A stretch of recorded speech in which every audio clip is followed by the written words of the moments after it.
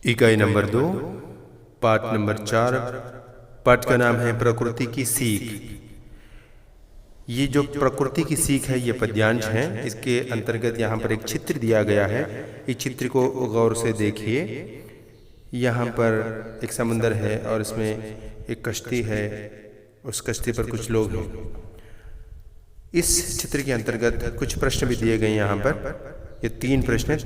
तीन प्रश्न में जो पहला प्रश्न है, चित्र में क्या दिखाई दे रहा है? ఈ చిత్రంలో ఏం కనిపిస్తుంది? देखो చూడండి ఒకసారి ఈ చిత్రకు గౌరవ से देखिए, తీక్షణంగా చూడండి। ఏం కనిపిస్తుంది?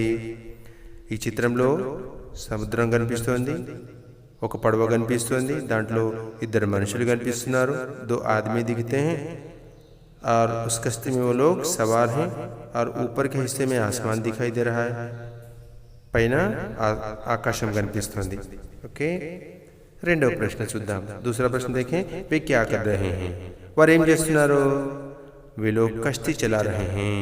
వాళ్ళు పడవని నడిపిస్తున్నారు, పడవని తోలుతున్నారు। వాళ్ళ దగ్గర పత్వార్ అంటే పడవను నడిపించడానికి దాన్ని తెడ్డు అంటారు। ఆ కర్రలు కూడా ఉన్నాయి। ఆ కర్రల సహాయంతో వారు పడవని ముందుకు వెనక్కి తీసుకెళ్తారు। तीसरा प्रश्न जो है, इनसे क्या प्रेरणा मिलती है? ఈ చిత్రం చూసిన తర్వాత మనకు ఎలాంటి ప్రేరణ లభిస్తుంది? అసలేం జరుగుతుంది అక్కడ? సముద్రంలో భయంకరమైనటువంటి అలలు వస్తున్న వారి యొక్క ప్రయాణం ముందుకే సాగుతుంది। దీంతో మనం ఏం అర్థం చేసుకోవాలి? మనిషి జీవితంలో కూడా చాలా కష్టాలు, నష్టాలు, బాధలు ఎదురవుతాయి। मनुष्य के जीवन में बहुत मुश्किलें आती हैं, कठिनाइयाँ आती हैं, फिर भी इंसान को आगे चलना चाहिए। ముందుకే వెళ్ళాలి। మనిషి ఎప్పుడైతే కష్ట నష్టాలను భరించి మనిషి ముందుకెళ్తాడో అప్పుడు అతనికి విజయం సిద్ధిస్తుంది। సో అదే మనం అందరం చేయాలి। यहाँ पर इसके नीचे उद्देश्य दिया गया, అంటే పద్యాంశం యొక్క ముఖ్య ఉద్దేశం ఏంటి? ఒకసారి చదువుదాం దాన్ని। ప్రేరణాప్రద కవితాओं का संकलन कर, ప్రేరణ కలిగించేటువంటి కవితలను సంకలన కర్ణ అంటే ప్రోగు చేయుట, ఉన్కా పఠన్ కర్ణ, పఠన్ అంటే చదవడం, ప్రేరణ కలిగించేటువంటి కవితల్ని ప్రోగు చేసి వారిని చదవటం, భావ సమझना భావాన్ని అర్థం చేసుకోవాలి।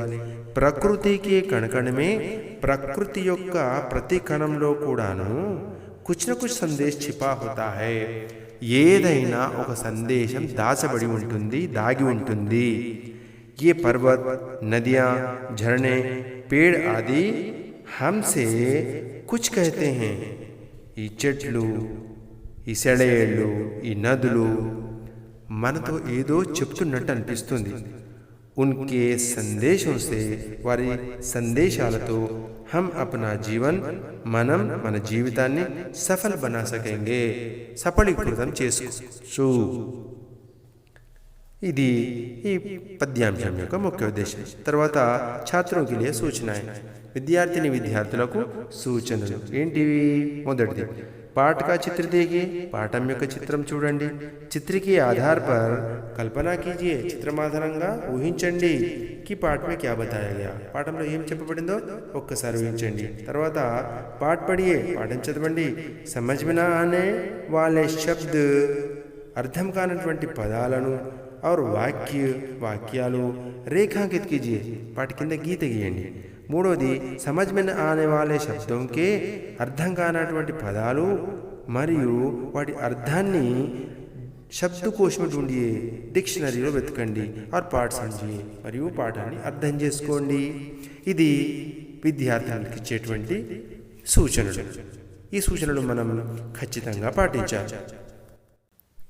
इस पद्यांश के कवि के बारे में हम जान लेते हैं। कवि का नाम सोहनलाल द्विवेदी है। देखिए अब यहाँ पर कवि परिचय लिखा हुआ है। गांधीवादी रचनाओं के कवि माने जाने वाले सोहनलाल द्विवेदी का जन्म सन 1906 में हुआ। గాంధీవాద సిద్ధాంతాలకు పెట్టింది పేరైనటువంటి సోహన్లాల్ ద్వివేది గారు 1906లో జన్మించారు। ఇన్కి ప్రముఖ రచనాయే హై, ఆయన రాసినటువంటి రచనలు ప్రధానమైనవి ఏంటంటే భైరవి, पूजा गीत, सेवाग्राम, प्रभाती, युगाधार, कुणाल, चेतना, बांसुरी तथा बच्चों के लिए दूध बतासा పిల్లల కోసం కూడా కొన్ని గ్రంథాలు రాశాడు. దాంట్లో दूध बतासा అనేటువంటిది ఒక గ్రంథం. आदि మొదలగునవి. इनकी रचनाएं राष्ट्रीयता और मानवता की परिचायक हैं. ఈయన రాసినటువంటి రచనలన్నీ కూడా రాష్ట్రీయత అంటే దేశభక్తిని మరియు మానవత్వాన్ని చాలా స్పష్టంగా మనకు తెలియజేస్తాయి, మనకి పరిచయం చేస్తాయి. भारत सरकार ने भारत प्रभुत्व सन 1969 में 1969వ సంవత్సరంలో పద్మశ్రీ సమ్మాన్ సే పద్మశ్రీ బిరుదుతో సమ్మానిత్ కియా గౌరవించింది. इनका निधन ఈయన మరణం ఎప్పుడు జరిగిందంట 1988 ఈయన మరణం इनका निधन सन 1988 में हुआ.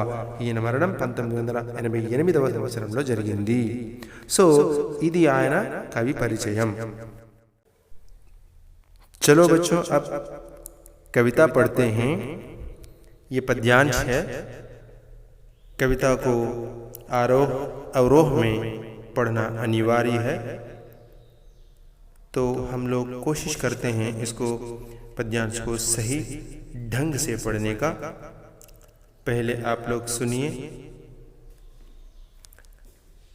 पर्वत कहता शीश उठाकर तुम भी ऊंचे बन जाओ, सागर कहता है लहरा कर मन में गहराई लाओ, समझ रहे हो क्या कहती है, उठ उठ गिर कर तरड़ तरंग, भर लो अपने मन में मीठे मीठे मृदुल उमंग. पृथ्वी कहती धैर्य न छोड़ो, कितना ही हो सिर पर भार, नभ कहता है फैलो इतना, ढक लो तुम सारा संसार, नभ कहता है फैलो इतना, ढक लो तुम सारा संसार.